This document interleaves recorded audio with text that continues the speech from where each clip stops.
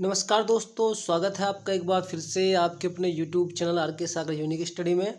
तो दोस्तों चलिए देखते हैं आज एक और अमेजिंग संस्कृत पैडागोजी की क्लास। तो देखिए आज की जो क्लास है उसमें पहला क्वेश्चन है व्याकरणस्य शिक्षणस्य, अर्थात व्याकरण शिक्षण का यत् यत् का अर्थ होता है जो, उद्देश्यम उद्देश्य वर्तते होता है। तो इसमें कहा जा रहा है कि व्याकरण शिक्षण का जो उद्देश्य होता है तत् तत् का अर्थ होता है वह, अस्ति है वह है। तो क्वेश्चन में पूछा गया है व्याकरण शिक्षण का जो उद्देश्य है वह है, तो इनमें से कौन सा व्याकरण शिक्षण का उद्देश्य है, क्वेश्चन में ये पूछा गया है। फर्स्ट वाला ऑप्शन है श्रवणे दक्षता, अर्थात श्रवण में दक्षता लाना। सेकंड वाला ऑप्शन है शब्द भंडार से वृद्धि, शब्द भंडार की वृद्धि करना। थर्ड वाला ऑप्शन है लेखन सौंदर्यम, जो लेखन है उसकी सुंदरता बढ़ाना। और लास्ट वाला ऑप्शन है भाषा दोषानाम ज्ञानम, अर्थात भाषा के जो दोष हैं उनका ज्ञान कराना। सही आंसर इसमें अब आपको देखना है। तो क्वेश्चन में क्या पूछा गया है, क्वेश्चन में पूछा गया है कि व्याकरण शिक्षण का उद्देश्य इनमें से कौन सा है। तो आंसर आपको मिल गया होगा। व्याकरण शिक्षण का उद्देश्य होता है कि जो भाषा के जो दोष है उनका ज्ञान बच्चों को कराना। ओके, जो भी जो भाषा में जो दोष होते हैं, जैसे मतलब वचन संबंधी हो गए या लिंग संबंधी हो गया, और कोई दोष हो गया संज्ञा सर्वनाम, मतलब जो भी कोई अगर कोई गलतियाँ करता है उनको समझाना ही, उनका ज्ञान कराना ही क्या है, व्याकरण शिक्षण का उद्देश्य होता है। ओके, तो आंसर कौन सा हो जाएगा, फोर्थ वाला ऑप्शन यहाँ पर हो जाएगा, भाषा के दोषों का ज्ञान। ये क्या है, व्याकरण के शिक्षण का उद्देश्य है। तो आंसर होगा फोर्थ वाला ऑप्शन। ओके, और अगर क्वेश्चन समझ आ रहे हैं, वीडियो को अभी तक लाइक नहीं किया तो प्लीज़ लाइक जरूर कर दीजिए। आप बस यही एक गलतियाँ करते हैं, ये गलती करते हैं कि आप वीडियो को देखते हैं, लाइक नहीं करते, कमेंट नहीं करते और वीडियो को शेयर नहीं करते। चलिए देखते हैं क्वेश्चन नंबर 2। क्वेश्चन नंबर 2 है का रीति वर्तते, अर्थात कौन सी रीति होती है। रीति का अर्थ यहाँ पर वैसे विधि है ना, कौन सी विधि होती है वह, यस्या छात्र, अर्थात जिसमें छात्र चित्र दृष्टवा, चित्र को देखकर प्रश्नानाम उत्तराणि लिखन्ति, प्रश्नों के उत्तर लिखते हैं। अर्थात कौन सी रीति या कौन सी वह विधि है इनमें से जिसको देखकर जो छात्र हैं, जिसके द्वारा जो छात्र हैं चित्र को देखकर क्या करते हैं, प्रश्नों के उत्तर लिखते हैं। फर्स्ट वाला ऑप्शन है प्रश्नोत्तर रीति, अर्थात प्रश्नोत्तर विधि। सेकंड वाला ऑप्शन है सूत्र रीति, अर्थात सूत्र विधि। थर्ड वाला ऑप्शन है चित्र रीति, अर्थात चित्र विधि। और लास्ट वाला ऑप्शन है आगमन रीति, अर्थात आगमन विधि। सही आंसर देखिए इसमें कौन सा होगा। तो सही आंसर जो होगा वो होगा फर्स्ट वाला ऑप्शन, प्रश्नोत्तर विधि, प्रश्नोत्तर विधि। ओके, क्योंकि आपने देखा होगा जो छोटे बच्चे होते हैं, प्राइमरी के जो बच्चे होते हैं, अगर उन्हें कुछ पढ़ाना होता है, जैसे मान लिया वर्णमाला, जो उन्हें जो वर्णमाला का जो ज्ञान है उनको जो छात्रों को क्या कराया जाता है, तो उन्हें आप क्या करते हैं, पहले जो उनको दिखाते हैं कि बेटा ये क्या है, वो कहते हैं कि ये अनार है, तो आप उन्हें फिर बताएंगे बेटा ये तो ये होता है ऐसे अनार। ओके, तो इसमें क्या होता है, प्रश्न को देख करके पहले जो है फिर जो उसको उत्तर दिया जाता है। अर्थात पहले क्या करते हैं, पहले जो चित्र दिखाया जाता है बच्चों को, है ना, शिक्षक के द्वारा। तो बच्चे को वो क्या करेंगे, पहले चित्र दिखाएंगे और फिर उसमें जो है प्रश्न पूछेंगे और जो छात्र हैं क्या करेंगे, उसका उत्तर देंगे। ओके, तो कौन सी विधि है जिसमें जो छात्र हैं चित्र को देख कर प्रश्नों के उत्तर लिखते हैं, तो वो है प्रश्नोत्तर विधि। कौन सी विधि हो जाएगी, प्रश्नोत्तर विधि।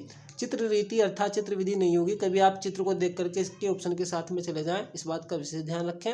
चलिए देखते हैं क्वेश्चन नंबर 3। क्वेश्चन नंबर 3 है लेखनस्य प्रथम सोपानम अस्ति, लेखन का प्रथम सोपान है, तो इनमें से लेखन का प्रथम सोपान कौन सा है। फर्स्ट वाला ऑप्शन है प्रगत लेखनम, सेकंड वाला ऑप्शन है मार्गदर्शित लेखनम, थर्ड वाला ऑप्शन है संयत लेखनम और लास्ट वाला ऑप्शन है मुक्त लेखनम। तो लेखन का प्रथम सोपान इनमें से कौन सा है। तो स्टूडेंट इसका जो सही आंसर है वो हो जाएगा सेकंड वाला ऑप्शन, मार्गदर्शित लेखनम। क्या हो जाएगा, मार्गदर्शित लेखनम।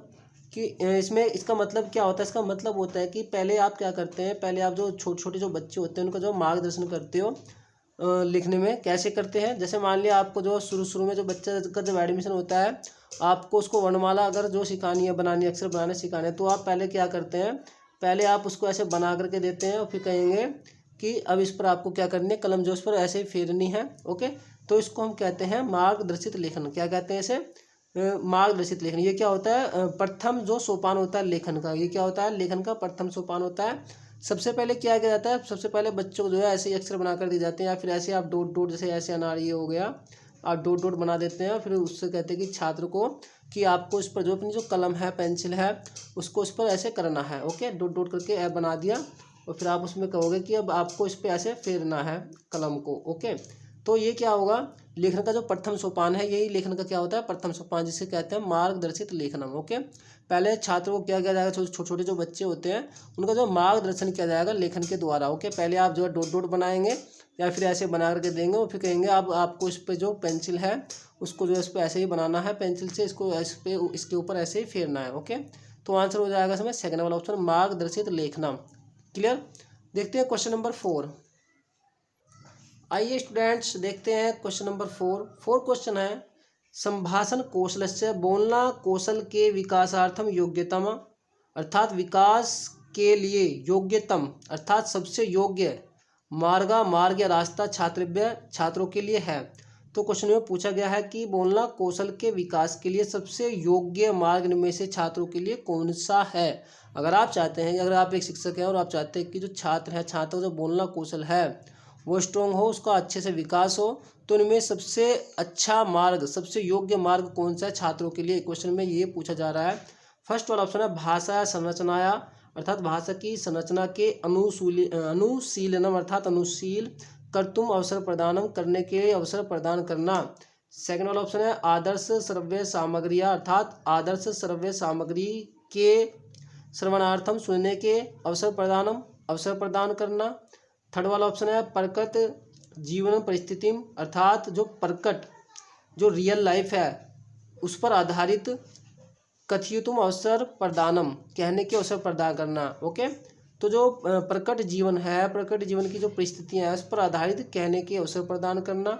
और लास्ट वाला ऑप्शन है जटिल ग्रंथनाम, जटिल ग्रंथों के पठनार्थम पढ़ने के लिए अवसर प्रदान करना, जटिल ग्रंथों के पढ़ने के लिए अवसर प्रदान करना। सही आंसर बताइए इसमें स्टूडेंट कौन सा हो जाएगा। तो जो सही आंसर है वो हो जाएगा थर्ड वाला ऑप्शन हो जाएगा। यहाँ पर कौन सा हो जाएगा, थर्ड वाला ऑप्शन, क्योंकि क्वेश्चन में बात की गई है बोलना कौशल के विकास की। ओके, तो जितना आप जो प्रकट जीवन है, जो रियल लाइफ है, उस पर आधारित कहने के अवसर स्टूडेंट को आप दोगे तो उससे क्या होगा, उतना ही जो है जो छात्र है उसके बोलने कौशल का विकास होगा। ओके, तो आंसर इसलिए यहाँ पर थर्ड वाला ऑप्शन सबसे ज़्यादा इंपॉर्टेंट है, तो आंसर होगा इसलिए थर्ड वाला ऑप्शन यहाँ पर। ठीक है ना। तो देखते हैं क्वेश्चन नंबर 5। तो देखिए स्टूडेंट क्वेश्चन नंबर 5 है, यह शिक्षक है, यह का अर्थ होता है जो शिक्षक छात्रों को अधिक बाल साहित्य पठितुम प्रेरयति पढ़ने के लिए, ये पठितुम पठ धातु में तुमुन प्रत्यय जुड़ा हुआ है, तुमुन का अर्थ होता है के लिए। ओके, पढ़ने के लिए प्रेरयति प्रेरित करता है, स छात्र नाम वह छात्रों को। एक बार क्वेश्चन को समझिए, क्वेश्चन में क्या कहा गया है, क्वेश्चन में कहा गया है कि जो शिक्षक, या यदि कर लीजिए, यदि कोई शिक्षक जो है छात्रों को अधिक बाल साहित्य पढ़ने के लिए प्रेरित करता है तो वह छात्रों को जो क्या करना चाहता है, क्वेश्चन में ये पूछा जा रहा है। फर्स्ट वाला ऑप्शन है संभाषण कौशलम वर्धितुम इच्छति, अर्थात जो छात्र हैं उनको जो है वो इसलिए अधिक बाल साहित्य पढ़ने के लिए प्रेरित कर रहा है कि छात्र जो है जो बोलना कौशल है उसमें उनकी वृद्धि हो जाए। ओके, क्योंकि संभाषण करता होता है बोलना कौशल वर्धितुम बढ़ाना इच्छति चाहता है, अर्थात बोलना कौशल बढ़ाना चाहता है, इच्छति का अर्थ होता है चाहता है। सेकंड वाला ऑप्शन है श्रवण कौशलम वर्धितुम इच्छति, अर्थात सुनना कौशल बढ़ाना चाहता है। थर्ड वाला ऑप्शन है पठनम कौशलम वर्धितुम इच्छति, अर्थात पढ़ना कौशल या पठन कौशल बढ़ाना चाहता है। और लास्ट वाला ऑप्शन है लेखन कौशलम वर्धितुम इच्छति, अर्थात लेखन कौशल बढ़ाना चाहता है। तो सही आंसर बताइए। तो देखिए स्टूडेंट, अगर जो बच्चे हैं, जो छात्र हैं, वो क्या करेंगे, अगर वो जो है बाल साहित्य पढ़ेंगे। ओके, अगर शिक्षक जो है छात्रों को जो अधिक बाल साहित्य पढ़ने के लिए प्रेरित करेगा तो उससे क्या फ़ायदा होगा, उससे जो छात्र हैं उनका जो पढ़ना कौशल है वो स्ट्रॉन्ग होगा। ओके, तो पढ़ना जो कौशल है उसको बढ़ाना चाहता है शिक्षक, तो आंसर कौन सा हो जाएगा, तीसरा वाला ऑप्शन। अगर हम बात करते हैं पहले वाले ऑप्शन की कि बोलना कौशल बढ़ाना चाहता है, तो देखिए इसमें क्वेश्चन में बात किसकी की गई है, पढ़ने की बात की गई है। अगर जो छात्र हैं बाल साहित्य पढ़ेंगे, ओके, अगर शिक्षक मतलब छात्र को जो है बाल साहित्य पढ़ने के लिए प्रेरित करेगा तो उससे बोलना कौशल तो नहीं बढ़ेगा, क्योंकि क्वेश्चन में बात किसकी की गई है, बात की गई है पढ़ाने की, है ना, पढ़ने की बात इसमें की गई है। और ऑप्शन में इसमें कह रहा है कि बोलना कौशल स्ट्रॉन्ग होगा, तो बोलना कौशल बढ़ाना नहीं चाहता है और ना ही वो जो सुनना कौशल ऐसे बढ़ाना चाहता है, क्योंकि सुनने कौशल की बात भी यहाँ पर नहीं हो रही है, क्योंकि जो शिक्षक है वो छात्रों को ना तो कोई कहानी कथा कुछ नहीं सुना रहा है। ओके। और ना ही इसमें लेखन कौशल की बात की गई है कि वो जो है शिक्षक मतलब छात्रों को कुछ लेखन कौशल जो है वो बढ़ाना चाहता है या कुछ लिखने के लिए प्रेरित कर रहा है। तो इसलिए लिखने की बात भी इसमें नहीं हुई है, लेकिन पढ़ने की बात इसमें हुई है। छात्र जो है जब अधिक से अधिक बाल साहित्य पढ़ेंगे तो उससे क्या फ़ायदा होगा, उससे जो फ़ायदा होगा जो पठन कौशल है वो बढ़ेगा। ओके। तो पठन कौशल जो है वो बढ़ाना चाहता है शिक्षक, इसलिए वो क्या कर रहा है, छात्रों को जो है अधिक से अधिक बाल साहित्य पढ़ने के लिए प्रेरित कर रहा है। तो आंसर थर्ड वाला ऑप्शन हो जाएगा। स्क्रीनशॉट आप ले सकते हैं। तो देखते हैं क्वेश्चन नंबर 6। देखिए स्टूडेंट, क्वेश्चन नंबर 6 है बालानाम पठनस्य अर्थात बालकों के पठन के लेखनस्य च और लेखन के विकासाय विकास के लिए आद्यम। आद्यम का अर्थ होता है प्रारंभिक। चरणम की मस्ती चरण क्या है। तो क्वेश्चन में पूछा गया है कि बच्चों के पढ़ने और लेखन के लिए लेखन के विकास के लिए प्रारंभिक चरण इनमें से कौन सा है। फर्स्ट वाला ऑप्शन है नव साक्षरता, सेकंड वाला ऑप्शन है प्राक साक्षरता, थर्ड वाला ऑप्शन है साक्षरता और लास्ट वाला ऑप्शन है उद्गामी साक्षरता। तो सही आंसर इसमें से बताइए स्टूडेंट ढूंढ करके कि कौन सा सही आंसर इसमें होगा। तो मैं आपको बता दूं कि जो उद्गामी साक्षरता है, उद्गामी का अर्थ ही होता है पहले बच्चों आप क्या करेंगे, पढ़ने और लिखने के लिए तैयार करेंगे। अगर बच्चा पहले से पढ़ने और लिखने के लिए तैयार नहीं होगा तो बच्चा जो है पढ़ ही नहीं पाएगा, लिख ही नहीं पाएगा। ओके। तो प्रारंभिक चरण की यहाँ पर बात की गई है। तो आप क्या करेंगे, उद्गामी का अर्थ ही होता है उद्भव। और उद्भव से अर्थ होता है उत्पन्न करना या तैयार करना। क्या मतलब होता है इसका, उद्गम का मतलब तैयार करना। पहले बच्चों को क्या करोगे, आप बच्चों को जो है साक्षर बनाने के लिए, उनको पढ़ने के लिए, लिखने के लिए क्या करोगे, आप पहले उन्हें तैयार करोगे। ओके। तो बच्चों के पठन और लेखन कौशल अगर आपको उसका विकसित करना है, उसके विकास करना है ना, तो उसका जो प्रारंभिक चरण है वो कौन सा हो जाएगा, वो हो जाएगा उद्गामी साक्षरता। तो आंसर होगा फोर्थ वाला ऑप्शन उद्गामी साक्षरता। आइए देखते हैं क्वेश्चन नंबर 7। तो देखिए स्टूडेंट, क्वेश्चन नंबर 7 है तृतीय कक्षाया तीसरी कक्षा की शिक्षिका प्रत्येकम शब्दस्य प्रत्येक शब्द का शुद्ध उच्चारण पर ध्यान देती है। तो उसमें कहा जा रहा है क्वेश्चन में कि तीसरी कक्षा की शिक्षिका है वह प्रत्येक शब्द का शुद्ध उच्चारण करने पर ध्यान देती है। एवं सा किम, इस प्रकार वह, सा का अर्थ होता है वह, किम का अर्थ होता है क्या, विकसितुम इच्छति, क्या विकसित करना चाहती है। तो बताइए। फर्स्ट वाला ऑप्शन है अर्थबोधम अर्थात अर्थ की समझ को, सेकंड वाला ऑप्शन है संशक्ति, थर्ड वाला ऑप्शन है शुद्धताम और लास्ट वाला ऑप्शन है धारा प्रवाह। तो सही आंसर में आप बताइए कि सही आंसर इसमें कौन सा हो जाएगा। तो स्टूडेंट जो सही आंसर में होगा वो हो जाएगा थर्ड वाला ऑप्शन शुद्धताम, क्योंकि क्वेश्चन में किसकी बात की गई है, क्वेश्चन में बात की गई है प्रत्येक शब्द के शुद्ध उच्चारण की। अगर शिक्षिका है ना, तीसरी कक्षा की जो शिक्षिका है अगर प्रत्येक शब्द के शुद्ध उच्चारण पर ध्यान देगी तो इस प्रकार से वो जो बच्चों में क्या प्रयोग मतलब क्या लाना चाहती है, क्या विकसित करना चाहती है, शुद्धता विकसित करना चाहती है कि जो बच्चे हैं वो क्या करें, वो शुद्ध बोलें। ओके। क्योंकि क्वेश्चन में किसकी बात की गई है, शुद्धोच्चारण की। समझ में आ गया ना। ओके। तो अर्थबोध यहाँ पर नहीं होगा। कुछ बच्चे सोच रहे होंगे कि इसका जो आंसर है वो अर्थबोध होगा, तो अर्थबोध नहीं होगा, अर्थ की समझ नहीं होगा, है ना। क्यों नहीं होगा, क्योंकि क्वेश्चन में बात किसकी की जा रही है, शुद्ध उच्चारण की बात यहाँ पर की जा रही है। अगर बच्चे को जो है शुद्ध उच्चारण पर अगर जो मतलब शिक्षिका है वो ध्यान देगी तो इससे क्या विकसित होगा, इससे शुद्धता ही तो विकसित होगी, है ना। तो वो क्या करना विकसित करना चाहती है, वो जो बच्चों में शुद्धता लाना चाहती है, अर्थात बच्चे जो है जो बच्चों को जो भाषा ज्ञान क्या हो वो शुद्ध हो जाए, है ना, वो शुद्ध पढ़ें, शुद्ध लिखें, है ना, शुद्ध ही बोलें। बात समझ आ रही है ना। ओके। तो आंसर इसलिए यहाँ पर तीसरा वाला ऑप्शन होगा, ना कि पहला वाला। कुछ बच्चे सोच रहे होंगे कि यहाँ पर आंसर पहला वाला होगा। ओके। तो पहला नहीं होगा, थर्ड वाला ऑप्शन होगा। क्यों होगा, रीजन मैंने आपको स्पष्ट कर दिया है। आइए देखते हैं क्वेश्चन नंबर 8। तो देखिए स्टूडेंट, क्वेश्चन नंबर 8 है शिक्षाया कृते समाजे औपचारिकम साधनम यत वर्तते, अर्थात शिक्षा के लिए समाज में औपचारिक साधन है जो होता है। तो उनमें से पूछा जा रहा है कि जो शिक्षा है, शिक्षा के लिए समाज में औपचारिक साधन कौन सा है। तो औपचारिक साधन तो आपको पता होगा, औपचारिक साधन का मतलब होता है ऐसा एक स्थान जहाँ पर एक निश्चित समय पर, निश्चित जो है जगह पर, है ना, क्या दी जाती है, शिक्षा दी जाती है, उसको हम क्या कहते हैं, औपचारिक साधन कहते हैं। जैसे आपका विद्यालय हो गया, विद्यालय में आपको पता है एक जो है निश्चित स्थान होता है, एक निश्चित टाइम होता है कि उसी टाइम आपको जो शिक्षा दी जाएगी। ओके, और एक निश्चित स्थान भी वहाँ पर होता है। ओके, तो औपचारिक साधन का मतलब क्या होता है, एक निश्चित स्थान जहाँ पर एक निश्चित समय पर बच्चों को जो है शिक्षा दी जाती है। ओके, तो जो इसका आंसर होगा वो फोर्थ वाला ऑप्शन हो जाएगा, विद्यालय। ओके, ना तो समाचार पत्र होगा, क्योंकि समाचार पत्र आप कभी भी पढ़ सकते हैं, किसी भी समय पढ़ सकते हो, कहीं भी पढ़ सकते हैं। उसी प्रकार से घर भी नहीं है, घर पर भी आप कभी भी और किसी भी समय पढ़ सकते हैं, दिन रात सुबह जब आपका मन करे। उसी प्रकार से चलचित्र भी है, आपका जब मन करे आप चलचित्र को तब देख सकते हैं। ओके, लेकिन जो विद्यालय है, विद्यालय क्या है, एक औपचारिक साधन है जहाँ पर आपको एक निश्चित स्थान पर और एक फिक्स समय पर निश्चित टाइम पर ही वहाँ पर शिक्षा दी जाएगी। तो इसलिए जो औपचारिक साधन है वो कौन सा होगा, विद्यालय होगा। और औपचारिक साधन से सीटेट एग्जाम में ज़्यादातर क्वेश्चन पूछे जाते हैं, तो समझ लेना इसको अच्छे से। तो आंसर फोर्थ वाला हो जाएगा यहाँ पर। तो देखिए स्टूडेंट, क्वेश्चन नंबर 9 देखिए, ये क्वेश्चन नंबर 9 है, 8 नहीं है। 8 तो मैं आपको करा चुका हूँ, 8 क्वेश्चन तो है ना, थोड़ा नंबरिंग में गलती है तो उसको थोड़ा सही कर लेना।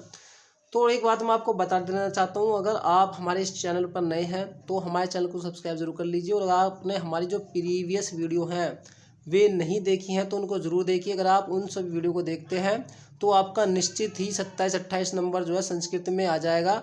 और उम्मीद है कि 30 नंबर तक भी आप ला सकते हैं अगर आपने हमारी सारी वीडियो शुरू से देखी हैं। ओके, क्योंकि मैं आपके जो कंसेप्ट है वो क्लियर करा रहा हूँ और साथ ही आपको जो हिंदी है वो भी सिखा रहा हूँ कि आप कैसे ट्रांसलेट कर सकते हैं। तो आप आसानी से 30 में से 28-29 नंबर ला सकते हैं अगर आपने हमारी सारी प्रीवियस वीडियो देखी है। अगर आपने वो वीडियो नहीं देखी है तो उन सभी वीडियो की मैंने प्लेलिस्ट बना रखी है, जिसमें आपको जो है एक प्लेलिस्ट में मिलेंगी 50 वीडियो और एक प्लेलिस्ट में मिलेंगे आपको 32 वीडियो। टोटल मिला करके आपकी 82 वीडियो हो जाएंगी और इसको लगा करके 83 वीडियो हो जाएंगी। अगर आप इन सभी वीडियो को देखते हैं तो आपका निश्चित ही जो स्कोर है वो अच्छा हो जाएगा। ओके, तो आप प्लेलिस्ट में जाकर उन वीडियो को देखिए। इसके अलावा आपको उन प्लेलिस्ट का जो लिंक है, उनकी प्लेलिस्ट वीडियो का लिंक आपको इस वीडियो के नीचे डिस्क्रिप्शन बॉक्स में मिल जाएगा, एंड स्क्रीन पर भी मिल जाएगा और आई बटन पर भी मिल जाएगा। आपकी जहां से मर्जी देख सकते हैं। अगर आपने हमारी क्लासेज वो नहीं देखी हैं तो इतना समय नहीं है अब। ओके, तो ज़्यादा लंबी लंबी क्लासेज नहीं है, छोटी छोटी क्लासेज हैं, उनको जरूर देख लीजिए अगर आप चाहते हैं कि आपका संस्कृत में स्कोर अच्छा हो जाए। चलिए देखते हैं क्वेश्चन नंबर 9 क्वेश्चन है, मैंने आपको पहले बता दिया है, थोड़ा नंबर में गड़बड़ हो गई है। 9वां क्वेश्चन है। ओके, 8 हम पढ़ चुके हैं तो इसको थोड़ा सही कर लेना। यदा छात्र कक्षायाम गृह कार्यम न कर्तु, अर्थात जब छात्र कक्षा में घर का कार्य या गृह कार्य नहीं करके आता है, आगस्ती करता होता है आता है, तदा तब शिक्षकेण किम कर्तव्यम, अर्थात शिक्षक को जो है क्या करना चाहिए। तो क्वेश्चन आप समझ गए हैं। अगर कोई छात्र कक्षा में अपना घर का कार्य करके नहीं आता है तब शिक्षक को उस परिस्थिति में क्या करना चाहिए। फर्स्ट वाला ऑप्शन है तस्य कारणम ज्ञातुम प्रयास कर्तव्य, अर्थात उसके कारण जानने का, ज्ञातुम का अर्थ है जानने का प्रयास करना चाहिए। सेकंड वाला ऑप्शन है छात्रम दंडम दत्वा गृहम प्रेषयत, अर्थात छात्र को जो है दंड देकर घर भेज देना चाहिए। थर्ड वाला ऑप्शन है प्रधानाध्यापकम प्रति प्रेषणीय, अर्थात प्रधानाध्यापक के पास भेज देना चाहिए। लास्ट वाला ऑप्शन है न किमपि करणीयम, अर्थात कुछ भी नहीं करना चाहिए। तो स्टूडेंट, क्वेश्चन तो आपको समझ में आ गया होगा। अगर कोई छात्र कक्षा में अपना गृह कार्य करके नहीं आता है तो इसमें शिक्षक को क्या करना चाहिए। तो देखिए, हम देखते हैं, अगर हम पहले ऑप्शन की बात करते हैं कि उसका जानने का जो कारण है ना, उसका प्रयास करना चाहिए, मतलब उसका कारण जानने का प्रयास करना चाहिए। तो बिल्कुल ऐसा ही करना चाहिए। पहले अगर आप मतलब आप एक शिक्षक हैं, आप उससे जो है ये जानने का प्रयास करेंगे, कारण जानने का प्रयास करेंगे कि आपने जो है ऐसा क्यों कि आपने जो घर का कार्य वो क्यों नहीं किया। ओके, तो आंसर इसमें फर्स्ट वाला ऑप्शन होगा, है ना। कौन सा हो जाएगा, फर्स्ट वाला हो जाएगा। आप जो है छात्र को जो है दंड देकर घर नहीं भेजेंगे, ना ही प्रधानाध्यापक के पास में भेजेंगे, और कुछ भी नहीं करना चाहिए। देखिए ऐसा तो करेंगे नहीं, क्योंकि आपकी जो जिम्मेदारी है वो तो आपको निभानी पड़ेगी, है ना। तो अगर आप कुछ भी नहीं करेंगे तो फिर एक टीचर का जो फर्ज है वो रह ही क्या जाता है। ओके, तो ऐसा तो होगा नहीं कि आप कुछ भी नहीं करेंगे।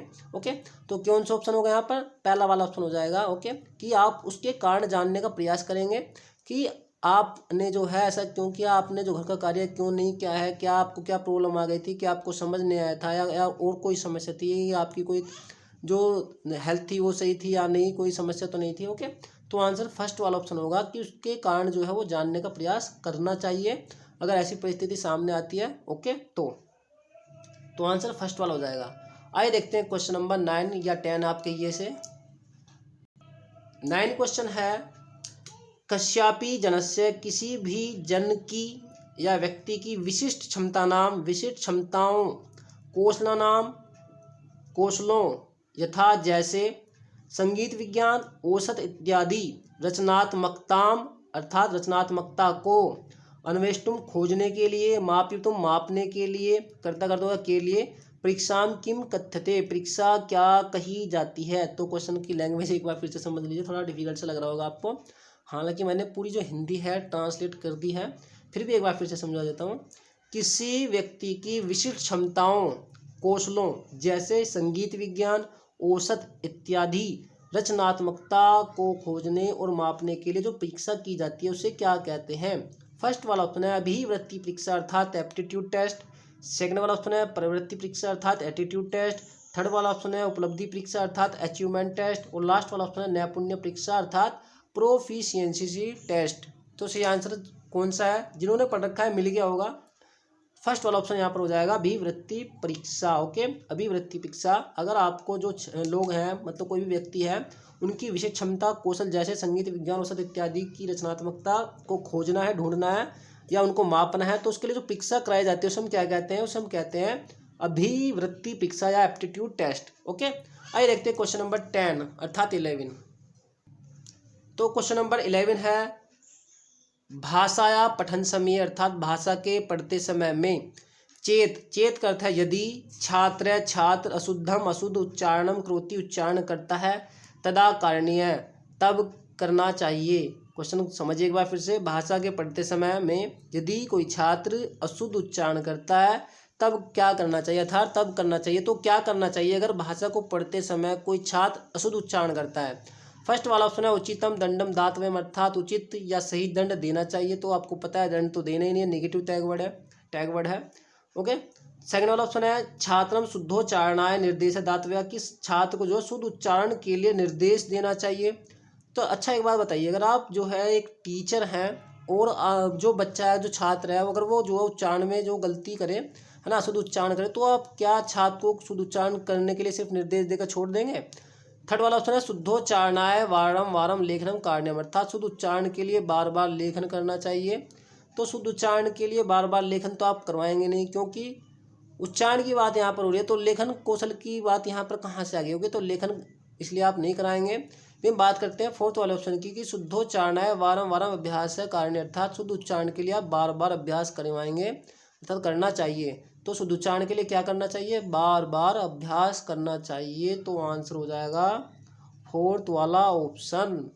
तो दोस्तों ये थे आज के हमारे 11 क्वेश्चन थे। ओके, हालांकि नंबर जो है इसमें 10 डला हुआ है, आपने देखा भी है ना।